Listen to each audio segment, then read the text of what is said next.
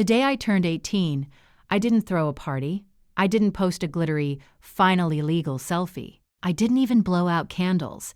I walked into the Ridgewater County Courthouse with my Social Security card in one hand and a folded check in the other, and I asked a clerk with tired eyes to erase my father's last name from my life. And here's the part nobody expects. I didn't cry, not in the courthouse, not when the judge signed the order, not when I walked out into the Missouri heat with a new name printed in black ink. I cried 3 days later, but we'll get to that. Hi, my name is Madison. I'm 18 years old, born and raised in Ridgewater, Missouri. Population small enough that everyone knows your business before you do. If you're watching this, tell me where you're from in the comments. I always wonder how far these stories travel. Okay, let me take you back. I was 6 when my dad left. You'd think I'd remember shouting or a slammed door or something dramatic, right? I don't. I remember a duffel bag, navy blue. I remember the zipper sound. I remember standing barefoot on the porch because it was late August and the concrete still held the day's heat. "I'll be back by Friday, Nat," he said. Nat, that was his nickname for me. Friday became a moving target. First it was next weekend, then soon, then nothing. He moved 40 minutes away, which in Missouri terms is practically another country, far enough that showing up requires effort, close enough that not showing up becomes a choice. My mom, Linda, worked nights at the hospital. She wore scrubs that always smelled faintly like antiseptic and peppermint gum. She never said a bad word about him, not once. I used to wait for her to explode, to call him something awful, to tell me the truth in some angry rush. She never did. Grandma Ruth moved in the same month he left. She brought cast iron pans and a quilt that smelled like lavender and old cotton. She would say, "Your daddy loves you, baby. He just doesn't know how to show it." And when you're 6, that makes sense. At 7, I met Diane. She was perfectly put together the first time I saw her.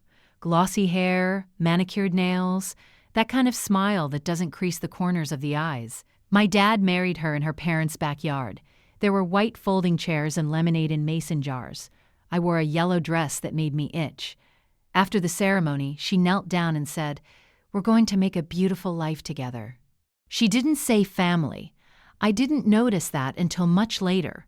The visits shrank slowly. That's how it happens, by the way. It's not a dramatic cut, it's erosion. A weekend becomes every other weekend, becomes we'll see, becomes silence. I started keeping a notebook when I was 8, not because I was bitter, because I was confused. I'd write things like, "Dad said he'd come to the spelling bee," then underneath, "didn't come." I'd circle the dates. I needed proof that I wasn't crazy, that I wasn't misremembering. He always paid child support, on time, down to the dollar. He used to say, "I take care of my responsibilities." And I used to think, is that what I am? A line item? When I was 12, Diane hosted Thanksgiving. She introduced me to someone as Greg's daughter. There was this tiny pause before she added, "From before? From before what?" Before she rewrote the script. There wasn't a place card for me at the table.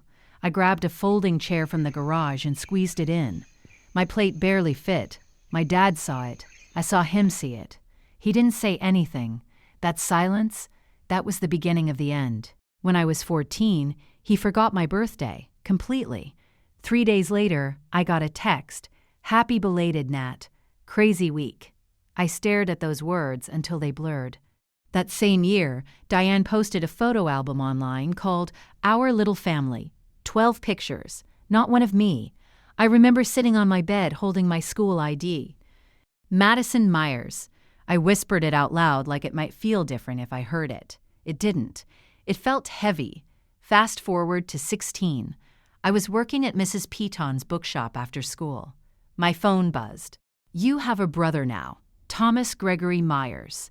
Mayers, the name felt sharp that day. Diane called him their first child, later, first, like I was a rehearsal.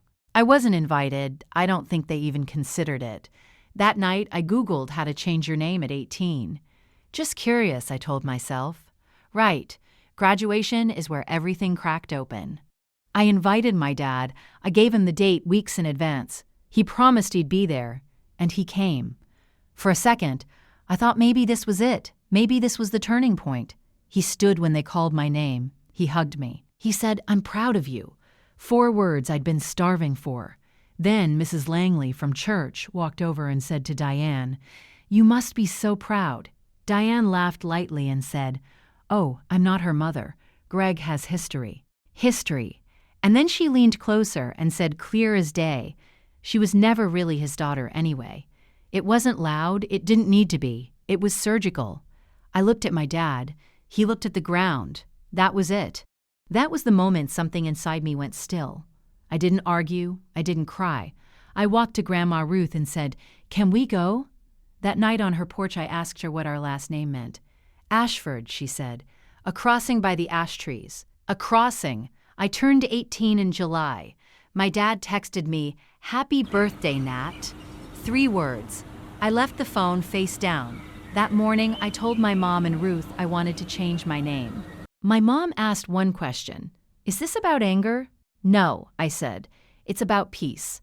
The courthouse smelled like old paper and cleaning spray. The clerk handed me the forms. When I wrote Madison Ruth Ashford, my hand didn't shake.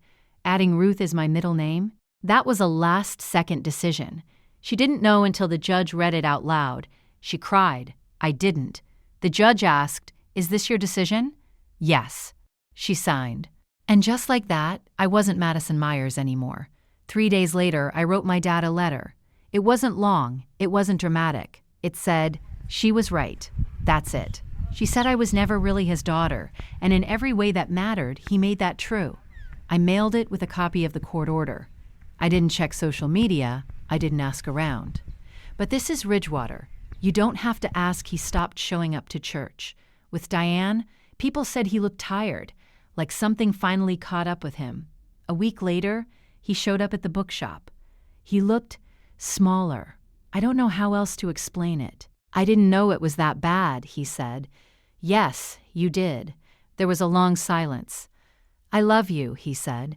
"I know," I answered. That wasn't the problem. He asked if he could fix it. And here's the thing no one tells you. Some damage isn't explosive. It's repetitive.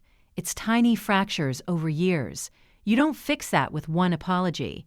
You don't glue that back together with one hug. You can't undo what you allowed, I told him. But you can stop pretending it wasn't real. He nodded. For the first time in my life, I saw recognition in his eyes. Not defensiveness, not excuses. Recognition. That's when I cried. Not in front of him. After he left, because even when you choose yourself, there's grief. Grief for what should have been. I started college as Madison Ashford. The first time a professor called it during roll call, something inside me settled. It fit. Like a coat tailored instead of borrowed. My dad wrote me a longer letter later. Pages. Apologies, accountability, therapy, words I'd waited years to hear. I didn't respond. Not because I'm cruel. Because healing doesn't mean reopening every door. Now, when I look at my driver's license, I see a girl who stopped waiting. And here's what I want you to understand. I didn't change my name to punish him. I changed it because carrying it hurt. If you're holding on to something, a name, a relationship, an expectation that feels like a weight instead of a foundation, you're allowed to set it down. You're allowed to choose your own crossing. I'm not angry anymore. I'm steady. And steady feels better than revenge ever could. If this story hit you somewhere deep, if you've ever felt like an afterthought in your own family, please know you're not alone. Share this with someone who needs to hear it. And subscribe to Her Untold Revenge for more stories about women choosing themselves, even when it shakes the ground beneath them. My name is Madison Ruth Ashford, and I chose it